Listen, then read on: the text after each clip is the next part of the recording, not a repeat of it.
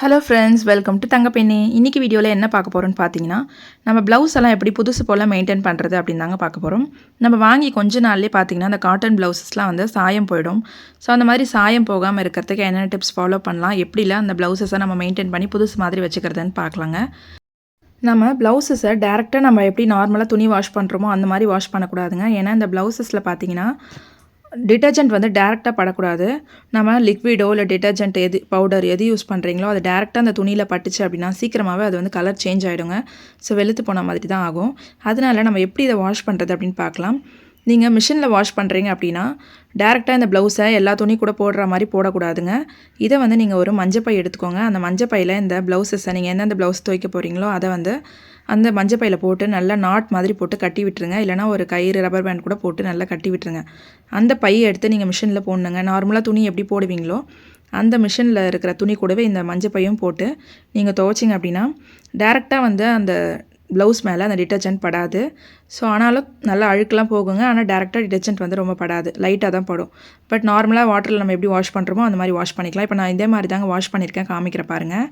இந்த மாதிரி நீங்கள் நார்மலாக துணி போடுறப்ப இந்த மாதிரி மஞ்சள் பையில் போட்டு ஒரு முடிச்சு போட்டுட்டு அதுக்கப்புறம் நீங்கள் துவைச்சிங்க அப்படின்னா அந்த ப்ளவுஸுடைய கலர் வந்து அவ்வளோ சீக்கிரம் போகாதுங்க, நல்லா மெயின்டைன் ஆகும். ஒருவேளை உங்ககிட்ட மிஷின் இல்லை, நான் கையில் தான் வந்து துணியை வாஷ் பண்ணுறேன் அப்படின்னா நீங்கள் நார்மலாக துணியெல்லாம் ஊற வைப்பீங்களா பக்கெட்டில், அந்த மாதிரிலாம் இந்த ப்ளவுஸை நீங்கள் ஊற வைக்கக்கூடாதுங்க. நீங்கள் துவைக்கிறப்ப மட்டும் டேரெக்டாக தண்ணியில் நனைச்சிட்டு நீங்கள் என்ன சோப் போடுறீங்களோ அதை போட்டு நீங்கள் ஜஸ்ட் ரொம்பலாம் கூட தேய்க்க வேணாங்க. ஒரு முறை நீங்கள் நல்லா தேய்ச்சிட்டு அலசி காய வச்சுட்டாலே போதும். ஊற வைக்காமல் இருந்தாலே போதுங்க. ப்ளவுஸுடைய கலர் ரொம்ப நாளைக்கு நம்மளுக்கு மெயின்டைன் பண்ணலாம். இப்போ நான் இதை மஞ்சள் பையை வாஷிங் மிஷினில் போடுறேன் பாருங்கள். நார்மலாக எப்படி துணி போட்டு துவைப்போமோ அதே மாதிரி போட்டுட்டு அந்த மஞ்சள் பையை நீங்கள் போட்டுட்டு துவைச்சிங்க அப்படின்னா உங்களுக்கு அந்த ப்ளவுஸுடைய கலர் நல்லாவே ரொம்ப நாளைக்கு வருங்க. சீக்கிரமாக சாயம் போகாது. இன்னொரு ப்ளவுஸ் கூடவும் இன்னொரு ட்ரெஸ் கூடவும் அந்த சாயம் வந்து ஒட்டாதுங்க. ஸோ இது மாதிரி நீங்கள் பார்த்துக்கலாம். புது ப்ளவுஸஸ்லாம் கண்டிப்பாக இந்த மெத்தடில் தான் ட்ரை பண்ணணுங்க. அடுத்த டிப் பார்க்கலாங்க. நம்ம ப்ளவுஸஸ் வந்து ரொம்ப நாளைக்கு நம்மளுக்கு கலர் வரணும் அப்படின்னா நம்ம வாங்கும் போதே அதை நல்ல ப்ளவுஸாக சூஸ் பண்ணணுங்க. இந்த மாதிரி நீங்கள் ப்ளவுஸ் பீசஸாக வாங்காமல் ரோலில் இருக்கும் பார்த்தீங்களா, துணி கடையிலலாம் பார்த்தீங்கன்னா ரோலில் வச்சுருப்பாங்க. அது கொஞ்சம் ப்ரைஸ் அதிகமாகவே இருக்கும். நீங்கள் இதை வாங்குகிற ப்ரைஸை விட அது டபுள் மடங்கு கூட இருக்கும். ஒரு சில ப்ரீமியம் குவாலிட்டின்னு சொல்லி விற்பாங்க, கடையில் கேட்டிங்கன்னா தெரியும். இந்த ப்ளவுஸுடைய ப்ரைஸ் மாதிரி அது டபுள் மடங்கு கூட இருக்கும். ஆனால் நீங்கள் அதை ஒரு முறை வாங்கிட்டிங்கன்னா ரொம்ப நாளைக்கு நம்ம யூஸ் பண்ணிக்கலாம். கலர் சேஞ்ச் ஆகாது, சீக்கிரம் கிழியாது, நல்ல குவாலிட்டியாக இருக்கும். அதே மாதிரி நீங்கள் முடிஞ்ச அளவுக்கு இந்த மாதிரி ப்ளவுஸில் வர அந்த ப்ளவுஸ் பீட்டை வச்சு தைச்சிங்கன்னா ரொம்ப நாளைக்கு வரும். ஸோ இந்த மாதிரி நீங்கள் பார்த்துக்கோங்க. அந்த பீசஸில் வாங்கினீங்கன்னா அது வந்து அந்தளவுக்கு உங்களுக்கு நல்ல குவாலிட்டியாகவும் இருக்காது, கலரும் சீக்கிரம் போயிடும். ஸோ முடிஞ்ச அளவுக்கு ரோலில் வர அந்த ப்ளவுஸ் பீசஸ் வாங்குங்க. அப்படி இல்லைனா சாரியில் வர ப்ளவுஸஸே வந்து நீங்கள் லைனிங் வச்சு தைச்சிக்கிட்டிங்கன்னா உங்களுக்கு ரொம்ப நாளைக்கு கலர் வந்து நல்லா ஷைனிங்காகவே இருக்கும். அடுத்துட்டு பார்க்கலாங்க. இந்த மாதிரி ஒர்க் ப்ளவுஸ், எம்ப்ராய்டரி ப்ளவுஸ்லாம் நம்ம வச்சுருப்போம் இல்லைங்களா. ஸோ அதை வந்து எப்படி நம்ம வாஷ் பண்ணுறதுன்னு பார்க்கலாங்க. நீங்கள் மிஷினில் கையில் வாஷ் பண்ணுறதை நார்மலாக நம்ம வாஷ் பண்ணிக்கலாம். பட் மிஷினில் இதை நீங்கள் போடுறீங்க அப்படின்னா இது ரொம்ப சேஃப் கிடையாதுங்க. ஏன்னா அதில் நிறைய வந்து அந்த செயின் அதெல்லாம் கொடுத்துருப்பாங்க டிசைனுக்கு. ஸோ அதெல்லாம் மிஷினில் போய் மாட்டிக்கிச்சுன்னா மிஷின் ரிப்பேர் ஆகிடுங்க.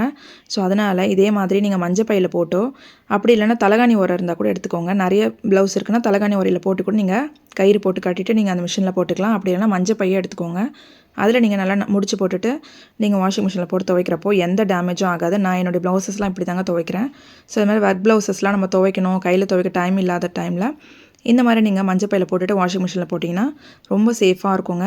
இதே மாதிரி உங்கள் குழந்தைங்களுடைய ஃப்ராக்லாம் கூட ரொம்ப ஒர்க் வச்ச மாதிரி இருக்கும். ஸோ அந்த மாதிரி டிசைனர் ஃப்ராக்லாம் கூட நீங்கள் இந்த மாதிரி தலகாணி உரையில் போட்டுட்டு கூட மிஷினில் போட்டுக்கலாம். ஸோ எந்த டேமேஜும் ஆகாது, மிஷினுக்கும் எந்த டேமேஜ் ஆகாது, ட்ரெஸ்ஸும் எதுவும் மாட்டிக்காது. ஸோ இப்படி ட்ரை பண்ணி பாருங்கள்.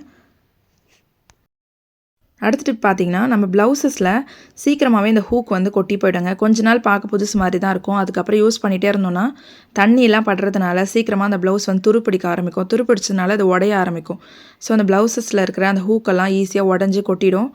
ஸோ அந்த மாதிரி ஆகாமல் இருக்கிறதுக்கு நீங்கள் ப்ளவுஸ் தைச்ச உடனே ப்ளவுஸ் புதுசாக இருக்கும்பொழுது என்ன பண்ணணுன்னா நெயில் பாலிஷ் எடுத்துக்கோங்க. எந்த கலராக இருந்தாலும் பரவாயில்ல, அந்த ஹூக் மேலே நீங்கள் அப்ளை பண்ணி விட்டுருங்க. இந்த மாதிரி நீங்கள் ப்ளவுஸ் தைச்ச உடனே ஒரு முறை நீங்கள் அப்ளை பண்ணி விட்டுட்டு ஆற விட்டுட்டு அதுக்கப்புறம் நீங்கள் யூஸ் பண்ணுங்கள். ப்ளவுஸ் மேலே தண்ணி பட்டாலும் சீக்கிரம் துரு பிடிக்காது. துரு பிடிச்சாதாங்க அது வந்து சீக்கிரம் கொட்டும். ஸோ இந்த மாதிரி நம்ம நெயில் பாலிஷ் அப்ளை பண்ணுறதுனால அது அவ்வளோ சீக்கிரம் துரு பிடிக்காது. உங்கள்கிட்ட கிளியர் நெயில் பாலிஷ் இருந்தாலும் அப்ளை பண்ணிக்கோங்க. இப்போ இதை நல்லா ஆற விட்டுட்டு அதுக்கப்புறமா நீங்கள் எப்பயும் போல் யூஸ் பண்ணிக்கோங்க. இதே மாதிரி இன்னரில் கூட இந்த மாதிரி ஹூக்லாம் வந்து சீக்கிரம் கொட்டி போய்டும் இல்லைங்களா. ப்ளவுஸ்லாம் பார்க்க நல்லாயிருக்கும், இன்னர்லாம் நல்லாயிருக்கும், ஆனால் அந்த ஹூக் இல்லாதனால யூஸ் பண்ணாமல் வச்சுருப்போம். ஸோ அதுக்கும் நீங்கள் வாங்கின உடனே இந்த மாதிரி நெயில் பாலிஷ் அப்ளை பண்ணிட்டீங்கன்னா அவ்வளோ சீக்கிரம் கொட்டாதுங்க, ரொம்ப நாளைக்கு அது உழைக்கும். அடுத்த டிப் பார்த்தீங்கன்னா, ப்ளவுஸில் ஒரு பெரிய பிரச்சனை என்னென்னு பார்த்தீங்கன்னா, சாரியோட நம்ம பின் பண்ணுறப்போ, அந்த பின் பண்ணுற இடம் பார்த்தீங்கன்னா, நல்ல ஹோல்ஸ் மாரி விழுந்து சீக்கிரமாகவே கிழிய ஆரம்பிச்சுரும். ஸோ ப்ளவுஸ் பார்க்க புதுசாக இருக்கும். ஆனால் நம்ம அந்த பின் பண்ணி அந்த மாதிரி ஆகிடுங்க. என்னுடைய ப்ளவுஸில் நிறைய முறை அந்த மாதிரி ஆயிருக்கு. ஸோ நான் என்ன பண்ணுவேன்னா, சேஃப்டி பின் நம்ம பின் பண்ணுறதுக்கு முன்னாடி அந்த சேஃப்டி பின்னில் ஒரு பொட்டு எடுத்துக்கோங்க. ஸ்டிக்கர் பொட்டு இருக்கு இல்லைங்களா, அதை வந்து நீங்கள் மாட்டி விட்டுருங்க. இந்த மாதிரி நம்ம ஒரு டப்பாவில் ஒரு 10 பின்னுக்கு இந்த மாதிரி நம்ம ரெடி பண்ணி வச்சிட்டோம் அப்படின்னா, தேவைப்படுறப்ப நம்ம எடுத்து யூஸ் பண்ணிக்கலாம். நம்ம ஒவ்வொரு டைம் அவசரத்தில் கிளம்புவோம். அந்த டைமில் நம்மளால் அதில் போட்டுட்ருக்க முடியாது. அப்படியே நம்ம டேரெக்டாக பின் பண்ணிட்டு போயிடுவோம். ஆனால் அது பார்த்திங்கன்னா மாட்டிட்டு சீக்கிரமாக அந்த ப்ளவுஸ் டேமேஜ் ஆகிடும். ஸோ நீங்கள் ஒரு 10 பின்னுக்கு வந்து இந்த மாதிரி ரெடி பண்ணி வச்சிட்டிங்க அப்படின்னா, நம்ம வெளியே போகிறப்போ டக்குன்னு அதை யூஸ் பண்ணிக்கலாம். இந்த மாதிரி ஸ்டிக்கர் போட்டு அந்த பின்னில் மாட்டிட்டு அதுக்கப்புறம் நீங்கள் அந்த ப்ளவுஸில் பின் பண்ணிங்க அப்படின்னா சீக்கிரமாக ப்ளவுஸ் வந்து கிழியாதுங்க. பொட்டுக்கு பதில் நீங்கள் வேறு ஏதாச்சும் மணி இருந்தால் கூட போட்டு கம் போட்டு ஒட்டிக்கலாம். பொட்டு தாங்க ரொம்ப ஈஸியான மெத்தடு. ஸோ அதை ட்ரை பண்ணிக்கோங்க. இப்போ இதை போட்டு நான் உங்களுக்கு காமிக்கிற பாருங்கள். அவ்வளோ சீக்கிரம் அந்த ப்ளவுஸ்க்குள்ளே பின்னு போய் மாட்டவே மாட்டாது, டேமேஜும் ஆகாது. ஸோ ட்ரெஸ்ஸில் நீங்கள் மோஸ்ட்லி பின் பண்ணுறீங்க அப்படின்னா இந்த மெத்தடை ஃபாலோ பண்ணுங்கள். இந்த மாதிரி நம்ம போட்டோம்னா ப்ளவுஸ் வந்து அந்த பொட்டு வந்து உள்ளே போகாதுங்க. பின்னும் வந்து உள்ளே போய் மாட்டாமல் இருக்கும். அடுத்த டிப் பார்க்கலாங்க. நம்ம ப்ளவுஸஸை எப்படி நம்ம பீரோலையோ இல்லை ஷெல்ஃப்லையோ அழகாக நம்ம அரேஞ்ச் பண்ணி வைக்கிறதுன்னு பார்க்கலாம். நம்ம டேரெக்டாக அப்படியே நம்ம ஷெல்ஃபில் வச்சோம் அப்படின்னா அது எப்படினாலும் கீழே கொட்டிடுங்க. கொட்டிட்டு அந்த ப்ளவுஸ் வந்து நம்ம அப்படியே அழுத்தி அழுத்தி வைக்கிறதுனால சுருக்கம் அதிகமாகிடும். ப்ளவுஸில் சுருக்கம் அதிகமாகிடுச்சுன்னா பழசு மாதிரியே ஆகிடும். ஸோ இந்த மாதிரி நம்ம மடித்து நீட்டாக வச்சோன்னா புதுசு மாதிரியே இருக்குங்க. ஸோ நீங்கள் ப்ளவுஸ் கவர் ஆன்லைனில் விற்குது, அப்படி வாங்க முடிஞ்சால் வாங்கிக்கோங்க. வாங்க முடியல அப்படின்னா இந்த மாதிரி பாக்ஸ் எங்கேயாச்சும் கிடைக்குதா பாருங்கள், அட்டை பாக்ஸு. இது பிளாஸ்டிக்கில் கிடைச்சாலும் வாங்கிக்கோங்க. அப்படி இல்லைனா இந்த மாதிரி அட்டை பாக்ஸ் வந்து ஸ்டேஷ்னரி ஸ்டோர்ஸில் கிடைக்குங்க. நான் இந்த பாக்ஸ் வந்து ஒரு நோட் புக் கடையில் தாங்க கேட்டேன். மூடி போட்ட மாதிரி இருந்துச்சு, கேட்டேன், கொடுத்தாங்க. ஸோ இந்த மாதிரி பாக்ஸ் கிடைச்சாலும் நோட் புக் கடைங்களை கேட்டு பாருங்கள், கொடுப்பாங்க. இந்த மாதிரி பாக்ஸில் நம்ம அழகாக மடித்து வச்சுக்கலாம். இது மூடி இருக்கிறதுனால இது ரொம்ப யூஸ்ஃபுல்லாக இருக்குங்க. மூடி இல்லாமல் இருந்தாலும் கொட்டிடும். மூடி போட்டு நம்ம சேஃபாக ஷெல்ஃப்லையோ இல்லை பீரோலையோ கூட வச்சுக்கலாம். இந்த மாதிரி மடித்து வைக்கிறதுனால ப்ளவுஸ் வந்து புதுசு மாதிரியே இருக்கும். எத்தனை வருஷம் ஆனாலும் புதுசு மாதிரியே இருக்குங்க. அவ்வளோ சீக்கிரம் வந்து சுருங்காது, பழசு மாதிரியும் ஆகாது. ஸோ இந்த மாதிரி நீங்கள் ப்ளவுஸஸை அரேஞ்ச் பண்ணி வச்சிங்கன்னா பார்க்க அழகாக இருக்கும். நீங்கள் அயர்ன் பண்ணணும் கூட அவசியம் இல்லைங்க. இந்த மாதிரி மடித்து வச்சாலே பார்க்க ரொம்ப நீட்டாக இருக்கும். நீங்கள் ஷெல்ஃபில் அப்படியே வச்சிங்க அப்படின்னா அது கீழே ஒன்று மேலே ஒன்று கொட்டிட்டு சுருக்கமாக ஆகிடும். ஸோ இந்த மெத்தட் ட்ரை பண்ணி பாருங்கள்.